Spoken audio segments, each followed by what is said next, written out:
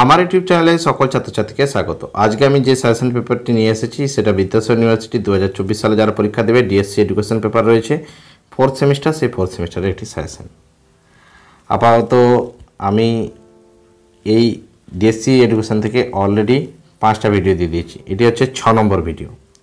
এর আগের ভিডিওতে আমি ইউনিট 3 থেকে তোমাদের জন্য 3টে প্রশ্ন 5 নম্বরের এবং 10 নম্বরের প্রশ্ন আলোচনা করে দিয়েছিলাম।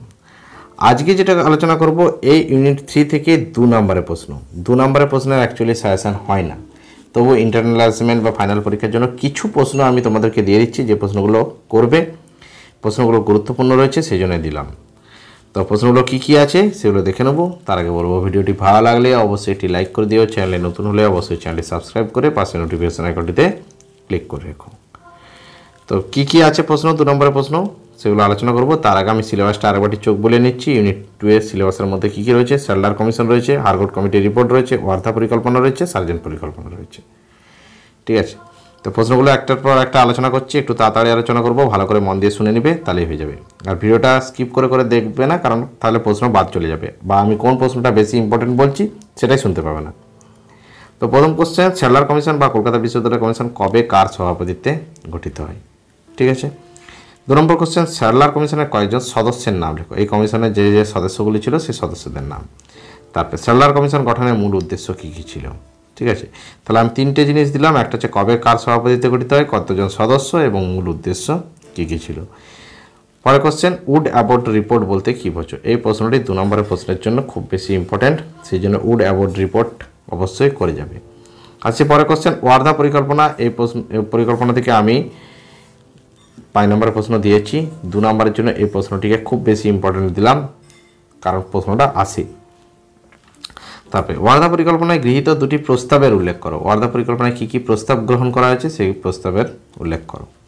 আসছি পরের কোশ্চেন, বুনিয়াদী বা নৈতালিম শিক্ষা বলতে কী বোঝো? ঠিক আছে, এই প্রশ্নটি না করে এই ইউনিটটি পড়ে পরীক্ষা দিতে গিয়ে লাভ নেই। ঠিক আছে, বুনিয়াদী শিক্ষা বা গান্ধীজির নৈতালিম শিক্ষা থেকে কিন্তু প্রশ্ন আসে, এবং আসে মানে প্রতি বছরই আসে। ঠিক আছে, সেই জন্য বুনিয়াদী শিক্ষা বা নৈতালিম শিক্ষা বা নয়া তালিম শিক্ষা বলতে কী বোঝো করে যাবে। আসছি পরের কোশ্চেন, বুনিয়াদী শিক্ষার 2টি সুবিধা আর 2টি অসুবিধা। এই প্রশ্নটি 5 নম্বরের জন্যও আসে, তবে সেখানে সুবিধা অসুবিধাতে বড় প্রশ্ন আকারে থাকবে। এখানে যদি আসে তাহলে 2টি সুবিধা 2টি অসুবিধা আসে। তারপর সার্জেন্ট রিপোর্ট কী, সার্জেন্ট পরিকল্পনা কী সেটা করে যেতে হবে তোমাদেরকে।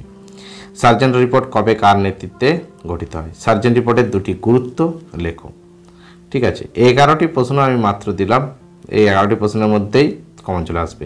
আমি কয়েকটা প্রশ্ন আবারও বলে দিচ্ছি যেগুলো খুব বেশি ইম্পর্ট্যান্ট। একটা হচ্ছে স্যাডলার কমিশনের গঠনের মূল উদ্দেশ্য কী ছিল, উড অ্যাবোর্ড রিপোর্ট, ওয়ার্ধা পরিকল্পনা, নৈতালিম শিক্ষা, আর এই বুনিয়াদী শিক্ষা 2টি সুবিধা অসুবিধা। ঠিক আছে, এই প্রশ্নগুলির মধ্যে থেকে কিন্তু প্রশ্ন আসার সম্ভাবনা রয়েছে। আর যারা ইন্টারনাল অ্যাসাইনমেন্টের জন্য প্রশ্ন চাইছো, এই প্রশ্নগুলো দেখে যাও, আশা করি কমন চলে আসবে। তো আপাতত ভিডিওটি আমি এখানে শেষ করে নেবো। ভিডিওটি ভালো লাগলে অবশ্যই একটি লাইক করে দিও, চ্যানেলে নতুন হলে অবশ্যই চ্যানেলটি সাবস্ক্রাইব করে পাশে নোটিফিকেশন আইকনটিতে ক্লিক করে রেখো।